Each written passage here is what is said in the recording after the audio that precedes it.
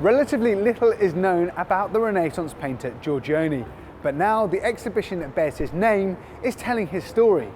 Giorgione was responsible for many ideas that changed the course of art.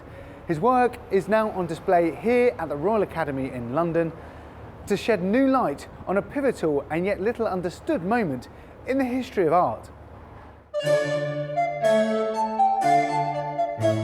He may have only lived until his early 30s, but the legacy of Italian painter Giorgione has started to be made clear. However, with so few works able to be definitively attributed to him, it's been no easy task. To do an exhibition on the beginning of the 16th century is a very brave endeavour, because we know so little about this period. But what we tried to do was to make an exhibition about that pivotal moment, the transition from Giovanni Bellini, from the 15th century really, to Titian, to the age of Titian, or what would become the golden age of Venetian painting. So we wanted to look at that beginning, the transition from Giovanni Bellini to Titian, and our protagonist, though, in the story that we want to tell is Giorgione. Aside from the undoubted quality of his work, Giorgione is widely credited as being the first to work in landscape, inspiring lovers of Venetian painting to take notice of a new art form.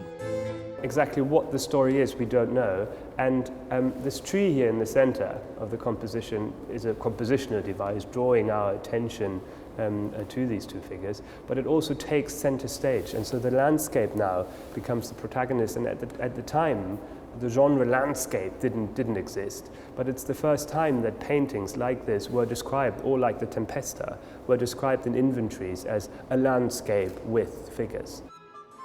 Centre stage in the exhibition is a portrait entitled La Vecchia, but it's not without controversy, as its subject raises many unanswered questions. Who is she? Could it be his mother? There's no way of knowing. But there is sort of an indicator, which is this piece of paper here on the left. It says col tempo, with time. And what does it mean that it is an older woman and the gesture that she's making? It's good that you mentioned the hand. It's absolutely beautiful detail, a wonderfully painted hand, and she's pointing to herself in a very sort of reflective mode. In the portraits of younger men and largely of men that we can see in this exhibition, they're meant to represent somebody with attributes and sort of showing them, really they're presenting themselves. And this is a much quieter picture, a much more moving picture. And it's meant to make us sort of reflect rather than to be impressed by her presence. Even the expression on her face and what can be interpreted from that isn't necessarily one that you'd associate with a portrait, especially like the ones you've seen elsewhere. Such a wonderful sort of enigmatic moment. Her mouth is open. She's probably saying something to us, but we don't know what it is. So we're left to ponder what it is that she might say to us. And the most beautiful detail, I think, is the wrinkles around her eyes. And she's actually smiling. That's what makes her so warm and likable. We immediately warm to her. So much speculation surrounds Giorgione and what he actually painted. The debate continues even amongst those who studied him, and they've been encouraging others to do the same. Art historians over the last 100, at least, if not, 500 years, have disagreed about the attributions of many of these pictures. And so what we're trying to do is we try to present one case, which is this picture here, the so-called Giustiniani portrait from Berlin. It's a picture that emerged in the 19th century.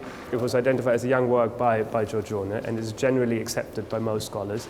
But there are some scholars who disagree and who think this might actually be by the young Titian.